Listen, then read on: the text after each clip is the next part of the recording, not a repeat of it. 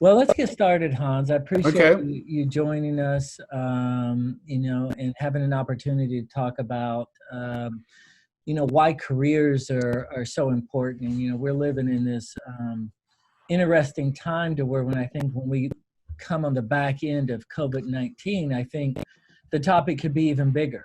How do we get really Hmm. focused on career guidance? And so I think the topic that you and I are set to discuss today is just it's at the forefront of education right now, and I want to give you an opportunity to really talk about the National Center for College and Career Transition and your work and what you do. But why don't we start, Hans, with you giving your background and how you guys came about the National Center for College and Career Transitions. Hmm. Yeah. Thank you, Joseph. My background, I actually started in education in the 1980s, working on Capitol Hill as a policy analyst for a number of different members of Congress. And then I worked at the U.S. Department of Ed, went back to Congress as a policy advisor on the Education Workforce Committee, and then did another stint at the U.S. Department of Education as the Deputy Assistant Secretary for what is now called the Office of Career Technical Education and Adult Education. And so I was there, left in 2005, and have been working at state level and local level since that time, doing a lot of work around connecting students to career options. And it really is a way of rethinking what is a kind of a traditional career technical education mindset, where in the past we've thought about maybe a small subset of students that should think about careers because they don't really like school and they're not maybe very good academically. And then kind of the default mechanism that everybody else should be considering four-year college as the model. And as time went on, the economy has really changed. There's a lot of very good jobs in the middle skills, kind of somewhere between a high school degree and a four-year college degree. But we more and more we've realized that even academically talented young people who maybe don't really know why they're going on to post-secondary education, they've struggled. They've struggled to be successful completers of post-secondary education. So for all those reasons, I, in my profession, having worked in dozens of states, really started to see that we needed to have a more inclusive approach to college and career readiness. Kind of moving beyond just my consulting around career technical education, I founded NC3T, the National Center for College and Career Transitions, in 2012 to focus and advocate for a broad approach to college and career readiness for all young people. And that's one of the things that I think is interesting, Hans, is somewhere along the journey, I think we did such a good job that it was an unintended consequence. The goal for a long time was to get everybody into college, right? Mm-hmm. And I know we've heard this, that for a while now. And I think the ultimate goal really is a career. And Mm-hmm. what you've got to do is you've got to define the pathway to that career. And I really think the more we can get people to think about, like, a career matters. Now, what's your pathway to get there? Does it take 18 months at a community college, or does it take 4 years as a bachelor degree, or does it take 8 years if you want to be a doctor, right? Right. And I think we've lost that. We've lost this idea that the goal is a career. It's not necessarily just to get me into college. And I think we've lost that somewhere. And as you go around and you work with states, what kind of direction and policy are you giving them, to kind of communicate some of this? And what are you Mm-hmm. seeing that maybe is effective out there? Mm-hmm.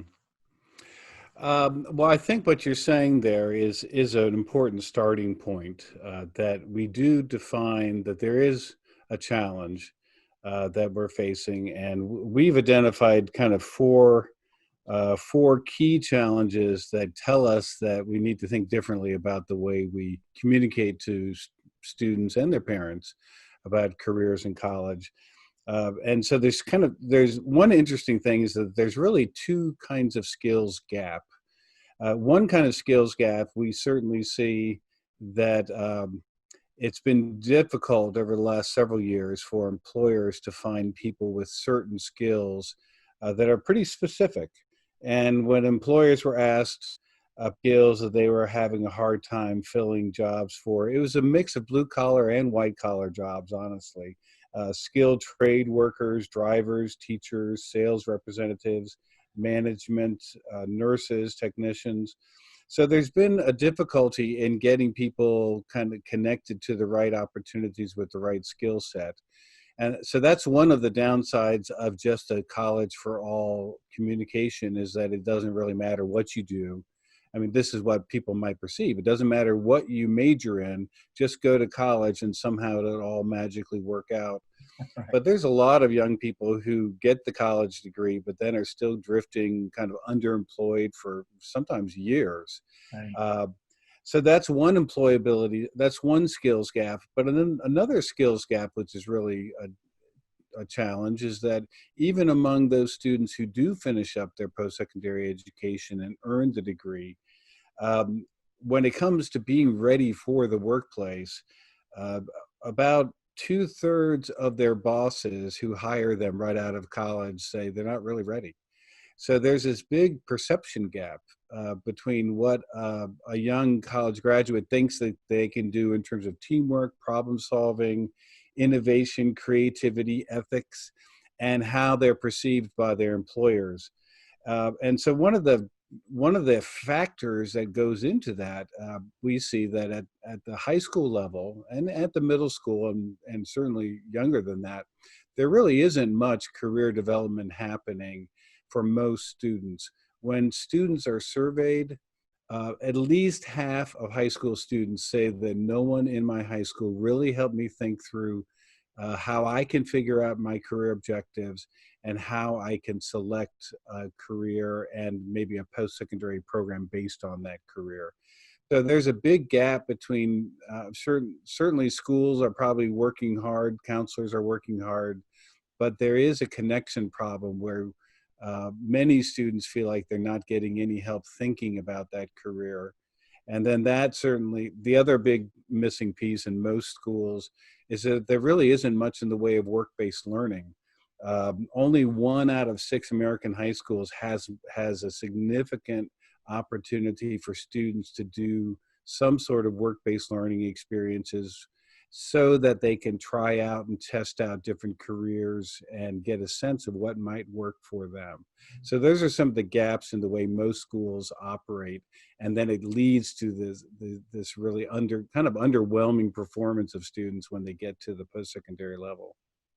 Yeah, and two data things that I think are interesting. I saw a survey by the Association of American School Counselors, and Mm-hmm. they really looked across a broad spectrum of what activities do you do, right, as a school counselor. Mm-hmm. And then, unpacking that is very problematic. I think nationwide, it's Mm-hmm. like 450 to 1 for every school Mm-hmm. counselor. There's 450 students. And so it's really an overwhelming task. But I think the career guidance in their survey scored dead last, right? Mm-hmm. And so even on that front line, there's a lot of other tasks that revolve around behaviors. And again, we fall back into the trap of just filling out college applications without Mm-hmm. doing good, effective career guidance. And Mm-hmm. the second thing you raise, I think, is really important. We did a survey of a couple hundred businesses, and we really tried to get under the hood of some of the skill stuff. And this was at the bequest of a state Department of Education, and they really wanted to discreetly understand what math skills were needed by business, what ELA skills were needed. And Mm-hmm. it was a twofold survey. So the first part of the survey, we asked for what do you need? And then the second part, we asked the same question, but we said, what do you get? You know, and we wanted to see the gap. Is there a big gap? But what was fascinating, and it wasn't even close, and I'm sure you've seen this, Hans, but we had a section on employability skills, i.e. soft skills, and every single one of those skills we listed rated 95% or higher by the businesses. Right. And it also, by far, not even close, when you ask the same business personnel, what do you get? They would rate maybe 20, 30%. So that gap was just huge. And we didn't see any Right. gaps like that in math or language or anything. In fact, the highest gap we saw in math might have been like a 15, 20% gap, right? Between need versus what Right. you get. But when you got down to that skill set, it was off the charts, right? And obviously, when I think about early college, high school, you know, one of the core elements is that connection to a career, specifically through workplace and experiential learning opportunities. Do you have some insights into effective models or ways they've done that or can do that? Yeah, certainly. We've worked with a lot of schools that are implementing either what they might call a pathways model, where they're trying to have every student in their school identify a career interest and then build their course taking and curriculum around those interests, and then have a work-based learning experience as part of that. And then there's the National Career Academies Coalition, which has a set of standards around career academies. And career academies are a program of study, more or less, that has a strong employer connection. So I think what we have worked with the schools that we've coached along the way of this process is that they really need to think about three components. They need to have a thoughtful approach to career development. And career development can't just be a couple activities that happens at 10th grade level or the 11th grade level. Ideally, it's something that's happening at least by middle school, so that students are really having the opportunity to learn about themselves, learn about career opportunities, starting to match up those opportunities with their individual likes and dislikes. So that's got to be an ongoing process. It can't be kind of a one and done. And one thing that's really important is that we don't depend on just taking an assessment to tell a kid what they should do for a career. The student really needs to learn about some of the career development ideas of that each one of us has certain temperaments, ways that we're wired, and our job is to keep on trying things till we find a good fit. So anything that would short circuit that learning process through just taking a test and saying, okay, here's your pathway, here's your career path, that doesn't work. That's not career development. Career development is more of a process. But then you do really have to have some coursework where students then can take the courses, start learning about the skills and the opportunities, as well as the employability skills. And then the third piece of that is to have the work-based learning experiences. So our organization, we've done a lot of work around how to build successful relationships with employers. Most of it is not that complex, but it does take some work. It is a matter of building relationships and building partnerships with employers, getting to know, really thinking about the way employers are operating and building a win-win relationship with employers. One of the basic concepts that we talk about with employers is don't go to them as asking for a handout or charity. Meaning, don't say, okay, here's what we're doing, and why don't you just come and support us and help us? Sometimes that's appropriate, but that's more of a sponsorship. But if you really want to have employers be connected to your program and to your students, you have to think more about building a partnership. And a partnership is really that each member of the partnership is going to get value from the relationship. And there's a lot of value that employers are going to get from being involved with a school and helping do work-based learning. And then certainly you and your students are going to get value. But it is important to kind of think through the process of building that relationship with your employers. And so we have a great tool called the Employer Engagement Toolkit, which gives kind of the guidance for how to get that started. That's great. Yeah, I think I think for a long time, for some reason, we've got into a cycle to where businesses were kind of locked out of this conversation, Mm-hmm. and the cycle got repeated. Businesses Mm-hmm. would more or less argue that they weren't getting what they needed from education, and the tighter the doors got, right? And Mm-hmm. I think the Mm-hmm. first process is we've got to open the doors and have these conversations. And I like what you said, in a meaningful, structured way. This Mm-hmm. should be, and when I think about, again, going back to the early college, high schools, that our job is to create these experiences and to create them like at every stage of development, right? Whether it's awareness, exploration, or immersion type activities. I really think it's important, because one of the and I like what you said about the assessment, because I think one of the hardest things for schools to think is these kids are still very I mean, they're 15, 16, 17, 18 year olds old in high school, and experiences open doors. And Mm-hmm. I was talking to an educator the other day, and he just gives a great analogy that a high school experience should have multiple doors. It is not just about graduation. It is about, can I go have an experience over here that broadens my horizons, right? Mm-hmm. And Mm-hmm. how are we creating those doors of opportunity for students? Because the other part, when I think about early college, high school, is high quality partnerships, right? And Mm-hmm. so it's a connection to a career, but it's also, how do we build these deep partnerships with our higher ed authority in partnership with businesses, right? And so Mm-hmm. you're really trying to bring these three forces together for the benefit of these students, to say we've got K-12, higher ed, and now we've got a business partner at the table, and how do we design the pathway? Um, Mm-hmm.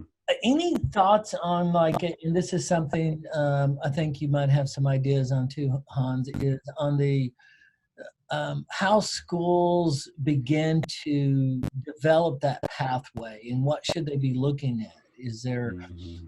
a typical recommendation? Obviously, you've got things like LMI data out there, but like, if you were in a school and you're like, we really got to get our hands on this and develop pathways that are meaningful, that lead to high wage, high growth. Maybe talk about that for a minute. Mm-hmm. Sure, certainly.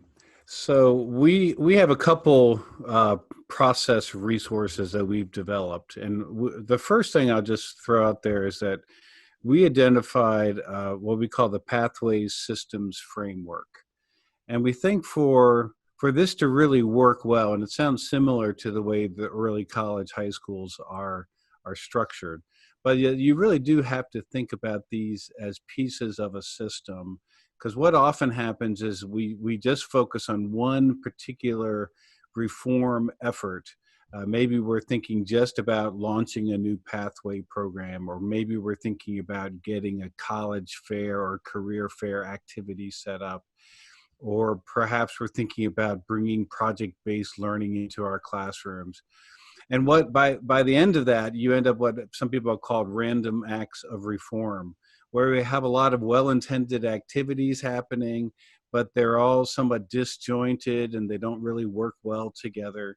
So having a systems approach, and what we identified as the pathway system framework, is that the center is the student, or the ideally our successful graduate, who has accumulated and developed a set of knowledge and skills that are going to help them be successful in that next stage of life, post-secondary education, and then eventually a career and adult life responsibilities. So this is a good place to start, just with engaging your employers, and you kind of alluded to this earlier, but being very clear that it's more than just academic competencies that are going to make someone successful. It is the work ethic, it is the grit and the determination, it is the ability to work effectively individually, but then also in a team environment. And the schools should really be serious about articulating those knowledge and skills. So we put that at the center of the pathways model, the career and life readiness attributes. And then all the other pieces build around that, the career development, the pathway programs, the employer engagement activities. We also talk about being very emphatic about what do our teachers need to be successful in this environment, and focusing on excellent teaching and learning. And then focusing on how to build partnerships between secondary, post-secondary, as well as different workforce partners and chambers of commerce and employer partners. So a starting point would be to think about your system and make sure that you're looking at the whole system, even while you might have to focus on one or other component at a particular moment.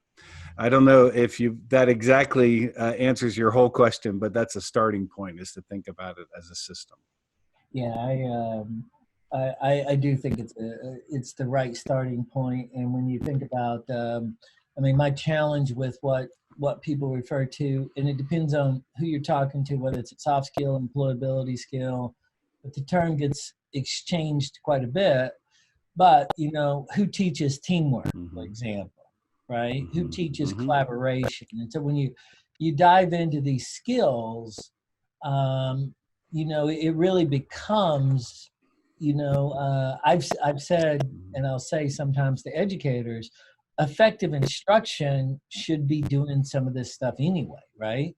We should be trying Right. to do Right. collaboration in our classrooms. We should be doing projects that require multiple voices and evaluation in Mm-hmm. teamwork settings, right? Mm-hmm. And Right. and so that's a trip that I think people make sometimes.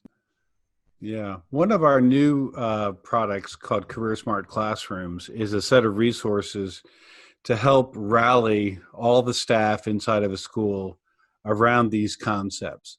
And one of the things we've done is create a pretty simple explanation of employability skills that looks at 10 aspects of employability skills.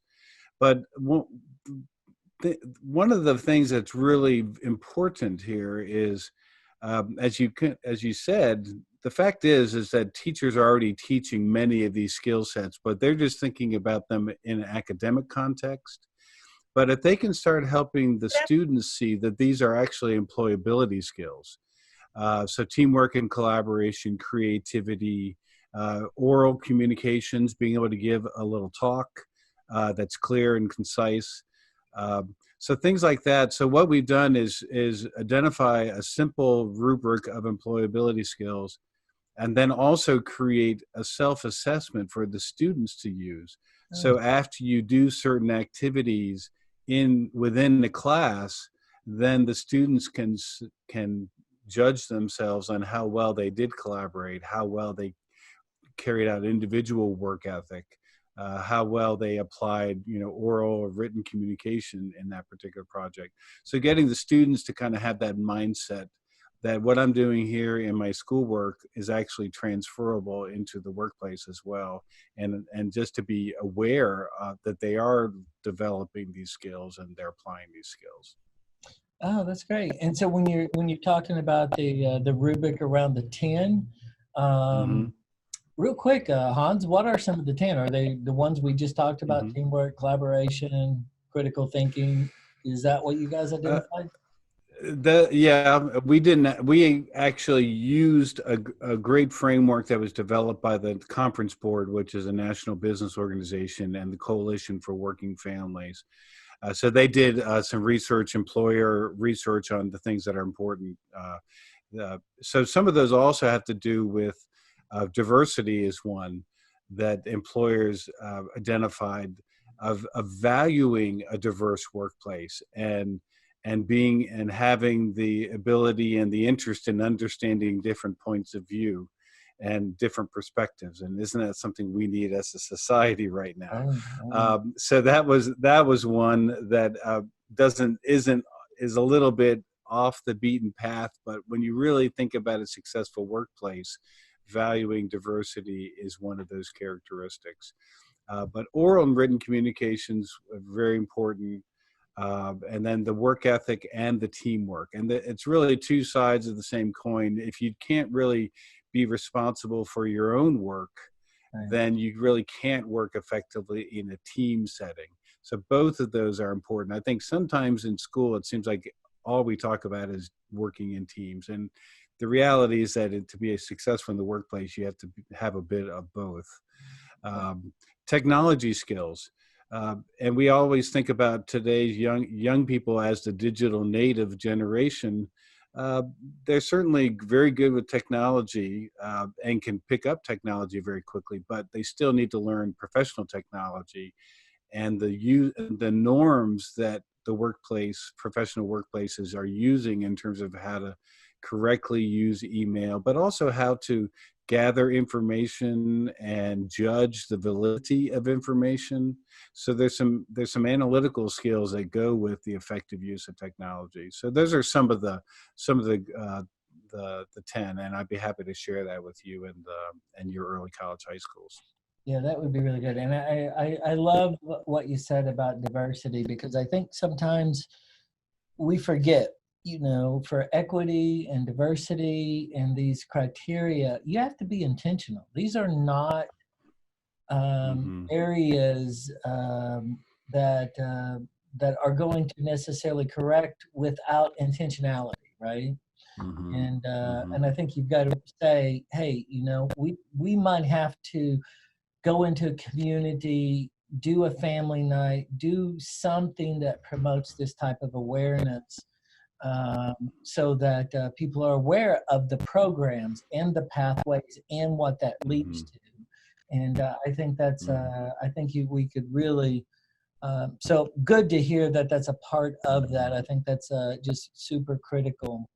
Um, Hmm. and Hans, I've obviously had the privilege of reading some of your work on the topic of what you guys are talking about, career connected learning. And Hmm. what does that look like, and how do we make that happen? And I know you released a research and some white papers on this that I'll make sure I share Hmm. with the group of early college high schools. But I'd love for you to talk a little bit about that work, what prompted it, and where you see it going. Because I'm extremely Right. excited by what you laid out in that white paper. Thank you.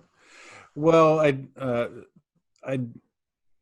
I believe that career connected learning, we didn't exactly coin the term, but we're using it because we feel that we need to make sure that we don't confuse this big concept of bringing in career connections. It's not exactly the same thing as what we might think of as a career technical education program. A career connected learning experience is helping young people develop an appreciation and understanding of career opportunities, and then making choices about what comes next based on the self-discovery and the discovery about career opportunities. So career connected learning as an experience really has to have those three components I mentioned earlier. Has to have a career development set of activities for students. It has to have the opportunity for students to take career connected coursework. And then it also has to have the opportunity for them to interact in a work-based learning experience. And I'll just share a personal anecdote. When I was in college, I was very much of a just go to college and figure it out later mindset. And I majored in radio, television, film production. And the last semester, the second to last semester of college, I took an internship at a television station And the internship itself was a great experience. I learned a lot of important project management and interpersonal skills. But it was also pretty late in the game, and I discovered that that really wasn't the field that I wanted to go into. Right. So by having earlier versions of work-based learning experiences, we can help students find what's a better fit for them. They'll get benefit out of those work-based learning experiences regardless, but one of those experiences is that this is not the right fit for me, and I'm going to start exploring something else. Yeah. I just step back and just kind of reiterate that those three components, the career development, the career connected coursework, and the work-based learning have to fit together. An important message is that we know from data, particularly the Georgetown University Center on Education and Work, identifies that about 2/3 of current jobs in the United States require post-secondary education. It may not all be a 4-year degree, but at least a 2-year degree or some sort of skills certification and training. So the message should be that yes, you need to aim high and plan on pursuing post-secondary education, but it does need to be informed by the career connected experiences because so many students are drifting out. I think the national number I just double checked yesterday was about 30% of people who go into post-secondary education never finish. And many of them are taking on all kinds of student loan debt.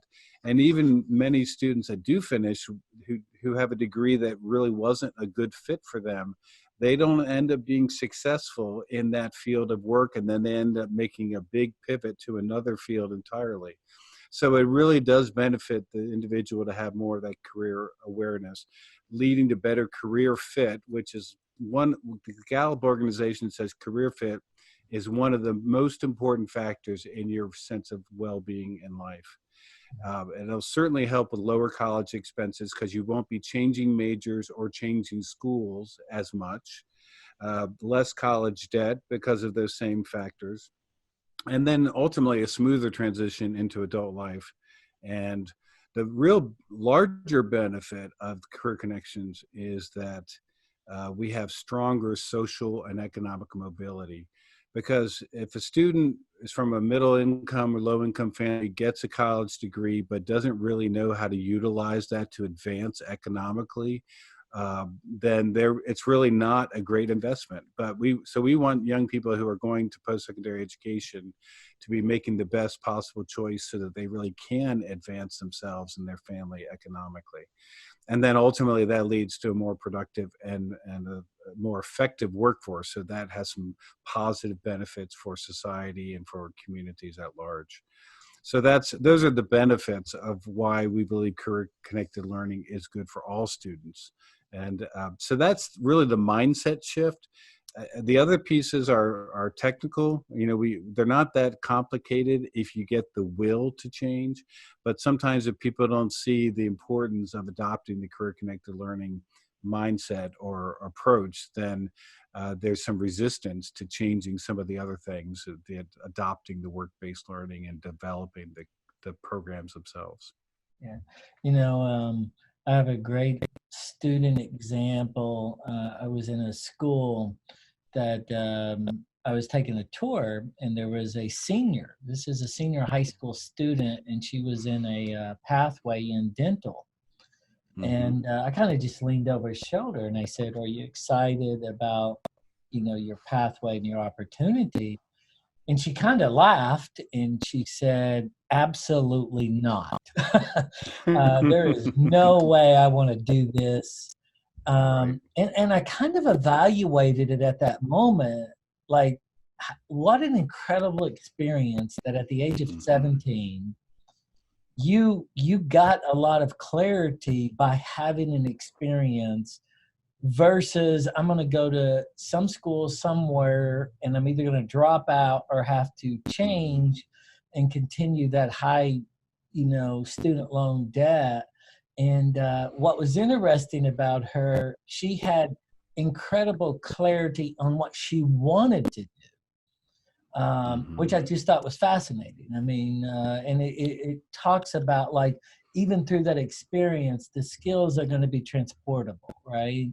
And You're she right. really was prepared, like, for like the avenue she was going down. And I'll give one more example, and this was just a terrific example of a partnership. I was working in a state where the region I was located in, the largest industry in that region was natural gas. And it was very large industry. It really dominated that economic footprint. And so if you were from that region, obviously that's what you knew and were around.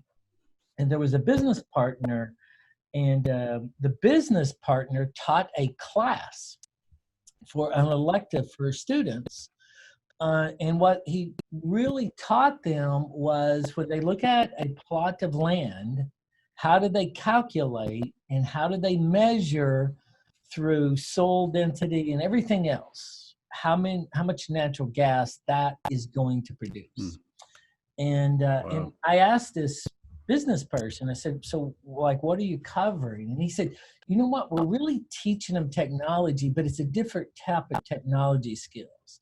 They're doing estimates, they're doing calculations, they're doing weight bearing. So they're doing all of this. And this was a very large company, and they literally would take these students' work and go bid on these projects. And we're talking multi-million-dollar kind of projects around how much natural gas is on that land. And then they would present these results to the students, later on. And I asked him, I said, how many of the students come back and work in this industry after they go to college? And he said about 10%. And but he said 80% of the students come back and talk to that company about how valuable that skill set was for them, even though they went in a different industry. I just think it's important sometimes that we're not locking these kids in, right? They still have that flexibility and that movement through that experience.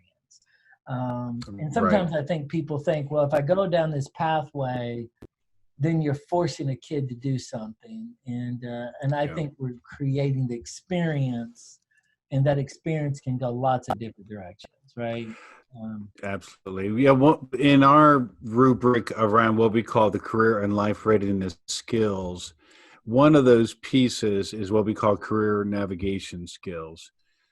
Because there's a little bit of a tendency among probably everyone, but many people to think, well, there must be a magical career out there. And if I just take this assessment or take this or that, I'll find my magical career. The reality is that even if you make a pretty well-informed choice, something still may happen, and you're going to need to navigate in a new direction. You either need to navigate within your career field, or you'll need to navigate somewhere else. So that mindset, the skill set of analysis and decision-making and being proactive, those are really the long-term benefits of a good career development program. It's not just trying to find the magical career and then pursuing it for the rest of your life, because that's just not reality. Yeah, especially today, I mean, most businesses understand the rate of automation and changes is quick, and they're going to need students that are flexible, critical thinkers that can adapt to that change anyway, right? I mean, I would have never predicted 5 years ago that the majority of malls in America are going to be bankrupt, right? Just because we literally ship everything, right? And and it's taken an entire industry and putting it highly at risk because we can now ship everything, right? Which creates a tangential job market on logistics, right? And so the shift goes that way. Well, Hans, as you think about, high schools that are out there and the leadership in particular, and within an early college, high school environment, any final thoughts? Obviously, we've covered a lot of ground in just talking about connection to a career.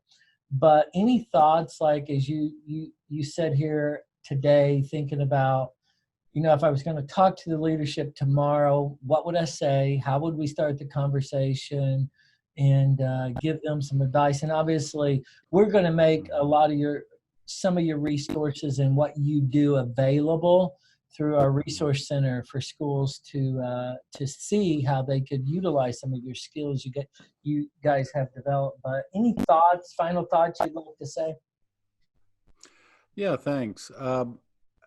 For the leaders of schools, I would suggest that in order to help your teachers think a little bit differently about career connections, they do need to see the value of these career and life readiness attributes to real life for their students beyond high school.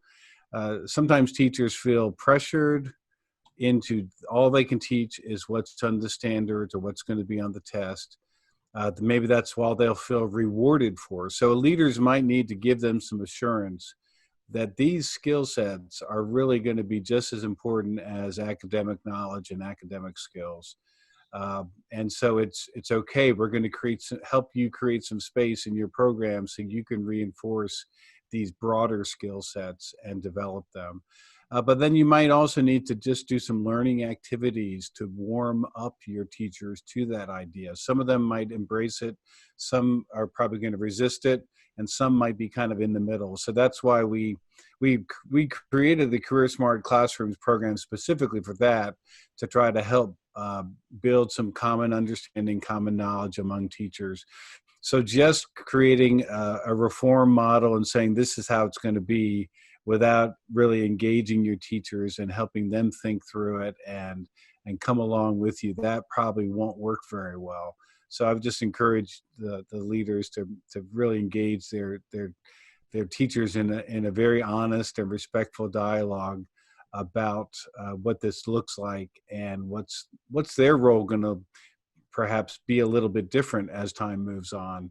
But if you don't have those kind of respectful dialogues with your professionals, then it's really hard to get that kind of change that you're looking for. I, well, and I could not say it any better. I think it is.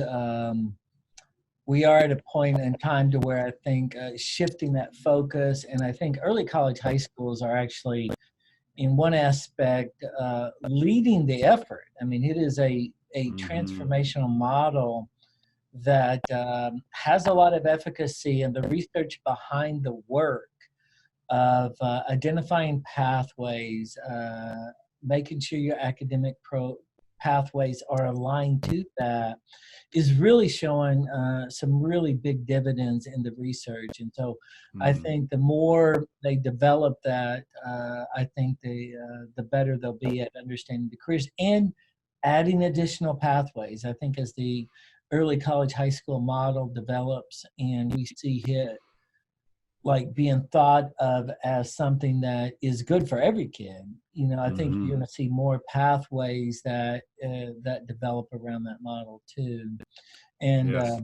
Hans, I'll make sure for the group and the people that are going through our sessions that all of your contact stuff is available, and as well some documents and some information, your white papers and things like that as resources for the schools to sift through. They could always reach out to you directly. We'll make that available to them as well.